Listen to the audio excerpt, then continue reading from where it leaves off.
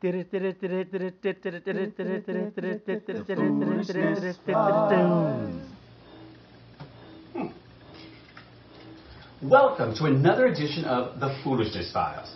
I'm Toby Blackwell, the Boot, and I am your host for this look at all the news and nonsense we love about pop culture, entertainment, and the world around us. Today was a banner day in the world as the new Pope was elected. But we're going to go into the Hail to the No Diva file and talk about these Taylor Swift feuds. Taylor Swift's latest battles are with Amy Poehler and Tina Fey, who poked fun at her at the Golden Globe Awards, telling her to back off from Michael J. Fox's son. Michael J. Fox's son was there as one of the people on stage giving the statues to the people who won the Golden Globes. She did not appreciate this, and she did not appreciate also when Michael J. Fox followed up a few days later making comments that he didn't want his son dating her because he didn't want any songs with cuss words and titles being written about his son after they broke up. Michael J. Fox then tweeted or talked to her, and she retweeted to her fan, "It's okay, we're cool, me and Michael J. Fox." Like, really, like, I was Big Eaton cares. But in Vanity Fair recently, for her cover story, she talked about Amy and Tina, and she quoted actually Katie Couric, who's quoting Madeleine Albright, saying that hell has a special place for women who don't support other women. And so, to that I say, honestly and truly, Taylor Swift, you need to sit the hell down. I mean, come on. You are winning Grammys, had the #1 album last year, this year, the year before, every year. This is not enough for you. Now people can't make fun of you? Like, who are you, the Queen of Sheba? I mean, honestly. I mean, who is the Queen of Sheba? Where is Sheba? But I digress. I mean, nothing that they said was or implied was untrue. You date a lot of guys, Taylor Swift. You date a lot of people. You've dated Jake Gyllenhaal. You have dated Joe Jonas. You have dated Taylor Lautner. You dated Harry from One Direction. You dated John Mayer. And those are just the most famous ones. You've dated more white guys than the cast of Girls, all of them combined. And the reason we know all about these men is because you will not stop singing about them. You just write song after song after song about your breakups with these men. I mean, I know they say write what you know, but do you know about anything else? Because this is too much.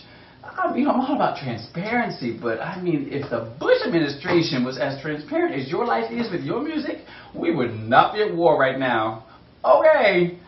I mean, come on. You should take a cue from Carly Simon, who wrote You're So Vain and didn't tell anybody who it was about. And then one man had spent $1 bajillion to find out, and she whispered it in his ear, and he can't tell anybody. Because we all know who every one of your songs is about, so we know who you've been dating. And you know what? They didn't say anything. They didn't say you were easy. They didn't say that you were loose. They didn't say you were sleeping with them. You said in Vanity Fair you don't chase after them. Nobody said you chased after them, you slut. We just said you dated a lot of guys and stay away from Michael J. Fox's son. He was 23, he's a white guy, handsome, good looking.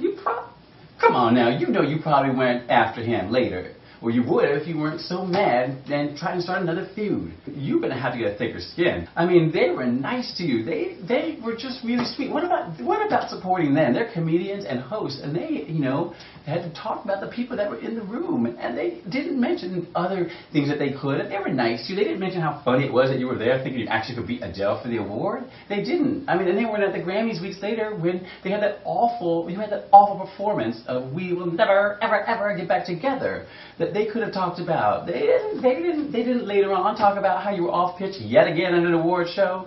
They didn't talk about how ridiculous that circus clown thing was. They didn't talk about none of that. They were nice to you. They could have, but they didn't. They didn't talk about how a couple years ago at the Grammys you almost hit Stevie Nicks in the mouth while you were singing off pitch. They didn't talk about any of that. They were nice to you, Taylor Swift. And so you should be nicer to them. Because you know what? There may be a special place in hell for such women. But I guarantee that the music piped in is off your latest album. So if you need to, Taylor, write a song about me because you're mad. TOBYBLACKWELL. But, for me, and hopefully for everybody, this file is closed. All right. I am Toby Blackwell, and just know, ladies and gentlemen, that no matter where it happens, no matter if it happens at the Grammys off-key, or if it happens hilariously at the Golden Globe Awards, or anywhere else where there is foolishness to be seen and to be had, I will be there, because it needs to be filed.